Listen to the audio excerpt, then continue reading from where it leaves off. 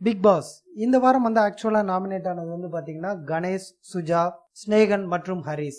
இவங்க 4 பேர் தான் நாமினேட் ஆனாங்க. கணேஷ்க்கு வந்து ஒரு பவர் கொடுத்திருந்தாங்க. அதாவது யாரா ஒருத்தர் நாமினேட் ஆனதுல இருந்து சேவ் பண்ணலாம் அப்படிங்கிற ஒரு சின்ன ஆப்ஷன் கொடுத்திருந்தாங்க. அதன் மூலம் ஸ்னேகனை வந்து அவர் இந்த முறை காப்பாத்தினாரு.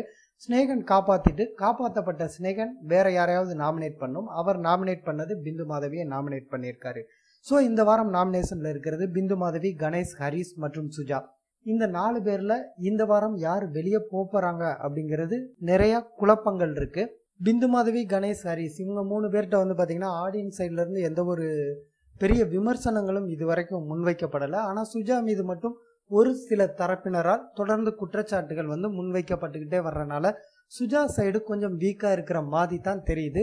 அதே மாதிரி பிந்து மாதவி இதுவரைக்கும் வீட்டுக்குள்ள ஒரு கெஸ்ட் மாதிரி ஒரு ஜாலியா தான் இருந்துட்டு இருக்காங்க.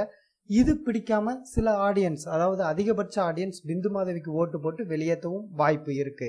கணேஷ் மேல இந்த வாரம் ஒரு சின்ன நெகட்டிவ் என்ன ஏற்பட்டிருக்கு அப்படின்னா, சுஜா கூட அவர் ரொம்ப ஒரு க்ளோஸ் ஃப்ரெண்டா வந்த முதல் நாள்ல இருந்தே பழகிட்டு இருக்காரு. ஆனா இன்னைக்கு சுஜாவை வந்து அவர் நாமினேட் பண்ணாரு. நாமினேட் பண்ணப்ப அவர் சொன்ன ரீசன் வந்து பாத்தீங்கன்னா, சுஜா வந்த முதல் ஆரம்ப நாட்கள்ல வந்து யாரும் க்ளோஸா பழகல அப்படிங்கிற ஒரு வருத்தத்தை வந்து பதிவு பண்ணாங்க.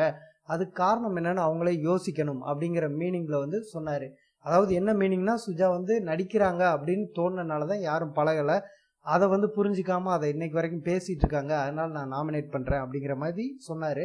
ஆனா இது ஒரு வேலிடான ரீசனா எல்லார் மனசுக்கும் அது ஏற்றுக்கொள்ளப்படுமா அப்படின்னு தெரியல. ஏன்னா இவ்வளவு க்ளோஸா இருந்து அந்த க்ளோஸ் ஃப்ரெண்டே நாமினேட் பண்ணது வந்து சில பேருக்கு அது தப்பா தெரியலாம். ஏன்னா நம்ம பார்த்தோம்னாலே தெரியும், காயத்ரி, சக்தி அவங்க 2 பேரும் வந்து க்ளோஸா இருந்த பீரியட்ல காயத்ரி வந்து ஒரு தடவை கூட சக்தி நாமினேட் பண்ணி நம்ம பார்த்துருக்கவே மாட்டோம். அந்த அளவுக்கு தான் அவங்க ஃப்ரெண்ட்ஷிப் இருந்தது.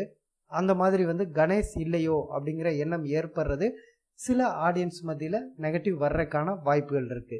ஹரிஸை பொறுத்த வரைக்கும் பிந்து மாதவி மாதிரி தான் பெரிய ஒரு இம்ப்ரெஷன் வந்து மக்கள் மத்தியில ஏற்படுத்தலை அப்படிங்கிற ஒரு குறை இருக்கு. அதே நேரத்துல பெரிய நெகட்டிவ் இம்பாக்டும் அவர் மேல இல்லை அப்படிங்கிற ஒரு பாசிட்டிவும் இருக்கு. ஸோ இந்த 4 பேர்ல யார் வெளியே போறாங்க, யார் இருக்க போறாங்க அப்படிங்கிறத இந்த வார இறுதியில தெரிஞ்சுக்கலாம். உங்கள் ஓட்டு யாருக்கு அப்படின்னு நீங்க கமெண்ட்ல பதிவு பண்ணுங்க.